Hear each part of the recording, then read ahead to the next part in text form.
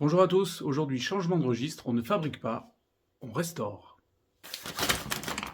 Et le patient du jour est ce couteau fourchette.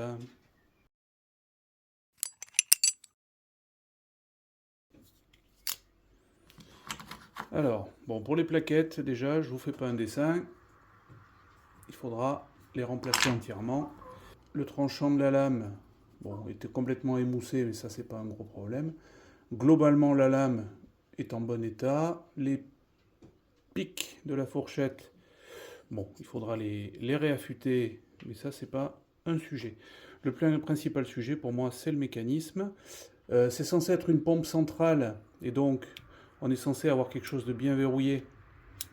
Quand le couteau est ouvert, là, c'est pas du tout le cas, et du coup, bah, ça en devient même dangereux, puisqu'à la manipulation, bah, on peut se blesser. Donc, il va falloir voir ça. Quand il est fermé, on a aussi énormément de jeux dans le mécanisme. Donc alors, si on analyse d'un petit peu plus près la constitution de ce couteau et ses problèmes. Ici, on a beaucoup de jeu latéral au niveau de la lame. Ça, je pense que c'est normal. C'est parce qu'en fait, le pivot, c'est ce petit axe en laiton qui, normalement, prend en sandwich les plaquettes. Le fait que la plaquette soit retirée fait que on n'a plus du tout d'ajustement dans ce sens-là. À mon avis, ça va se corriger tout seul. Après, si on regarde, on a ce rivet, ces trois rivets là. 1, 2, 3. Qui ne se ressortent pas de l'autre côté. Donc ceux-là, je pense qu'ils ne sont là que pour la partie structurelle du couteau. Ils n'ont pas pour vocation de tenir les plaquettes. On a donc l'axe, le pivot qui tient les plaquettes. On a ce rivet derrière qui, lui, a priori, ne traverse pas. Donc en fait, ce sont deux demi-rivets qui, là, pour le coup, ne sont là que pour tenir les plaquettes. Et donc de ce côté, il a disparu, il faudra le remplacer.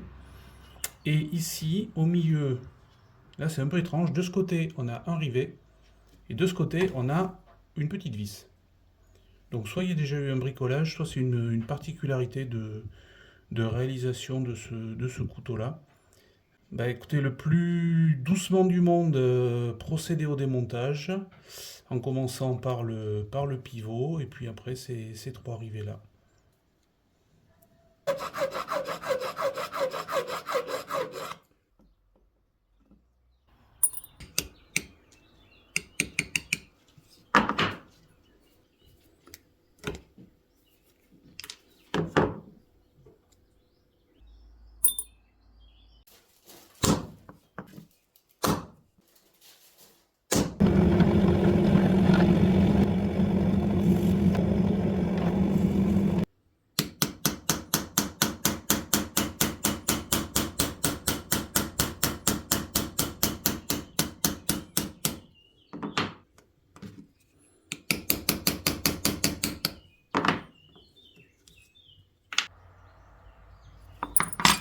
Alors, de retour après le nettoyage.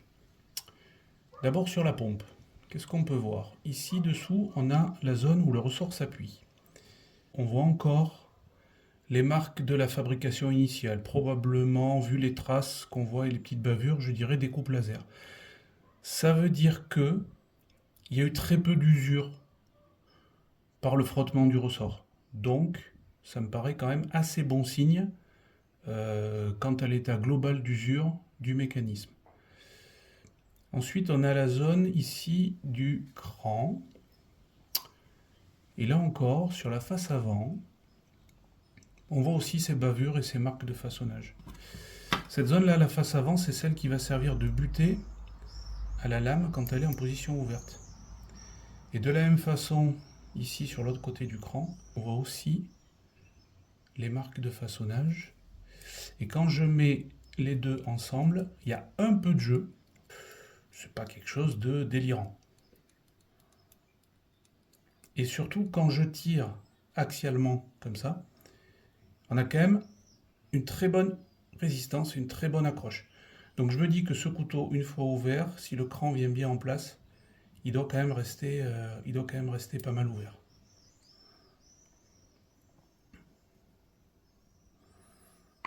Au niveau de la lame et du talon, enfin voilà, de l'encoche pour le cran, ben là encore c'est pareil, on voit ces marques de façonnage. Alors ça renseigne aussi sur le fait que c'était quand même un couteau probablement pas très très cher et pas de très haut de gamme, hein, puisque il n'y a pas eu des bavurages des zones fonctionnelles, etc. Mais globalement, pas non plus une usure délirante. Et sur les platines, pas grand chose à dire, elles sont en bon état. Donc pour pouvoir procéder à un montage à blanc, on va réaliser tous les trous fonctionnels. On va passer à 4 pour le pivot, 3 pour les autres rivets. Donc 4, 3 et 3.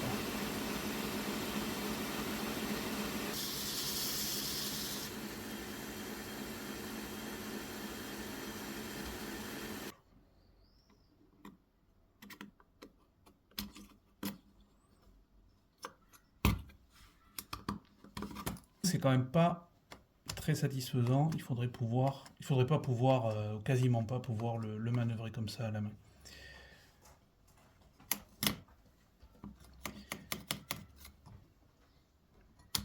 Alors si j'essaye d'augmenter un tout petit peu l'effort du ressort en appuyant dessus, là on a un blocage qui est beaucoup plus franc. Donc je pense que notre problème, il vient du ressort qui s'est un petit peu avachi simplement.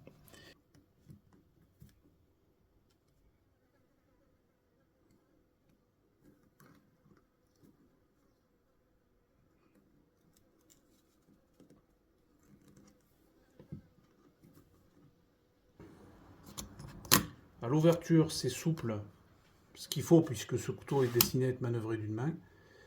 Et là, par contre, on a un très bon verrouillage. Eh bien, vous avez vu que sur le mécanisme, finalement, on s'en sort pas si mal. Un bon nettoyage et redressage des ressorts ont permis de retrouver un mécanisme qui devrait être fonctionnel. Maintenant, on va s'occuper de la lame. Sur la lame, on va réaliser une gorge de fin d'affûtage ici. On va reprendre l'affûtage et on va appointer un petit peu les dents de la fourchette parce que là, elle pique pas grand-chose.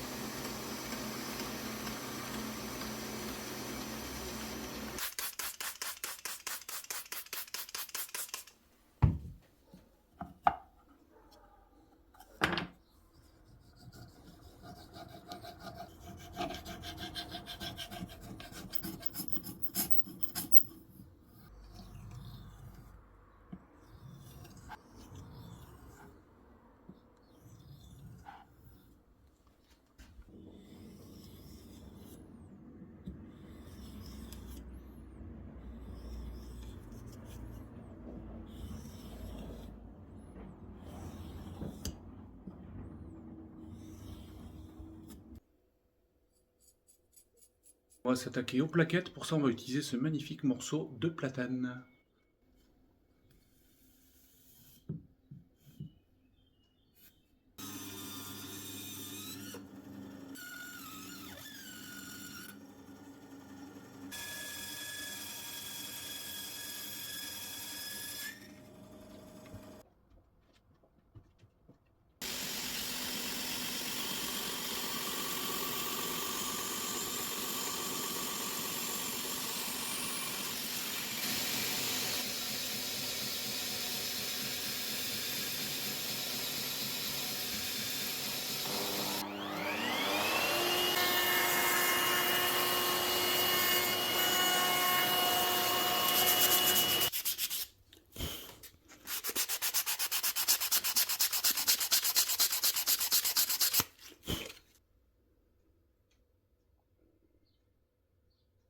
Et voilà, on a toutes nos pièces, on va pouvoir passer au remontage, mais attention, il y a des pièges.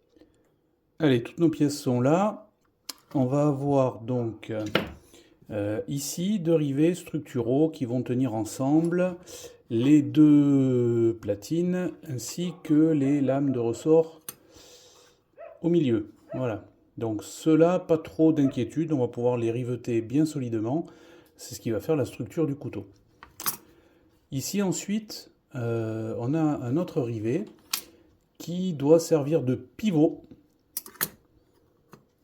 pour la pompe. Donc là par contre, attention, celui-là il ne faudra pas le sertir trop fort parce que sinon il va gonfler à l'intérieur et la pompe ne pourra plus pivoter.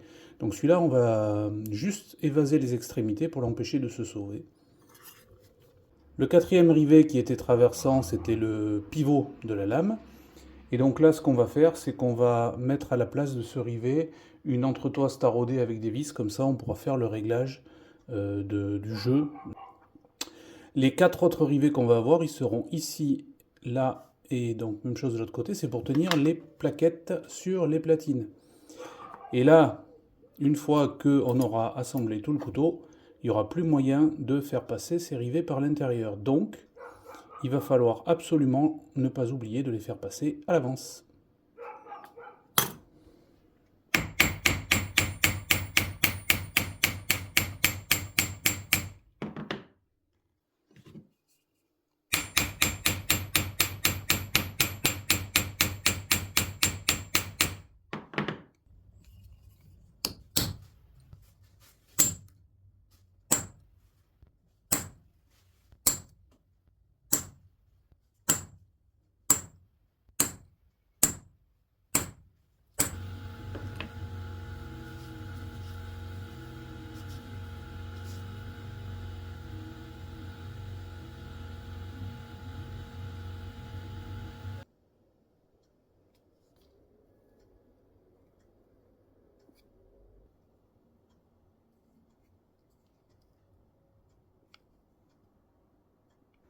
Et voilà, c'est terminé. J'espère que cette vidéo vous aura plu. Moi, j'ai pris beaucoup de plaisir à redonner vie à cet objet qui devrait être très utile.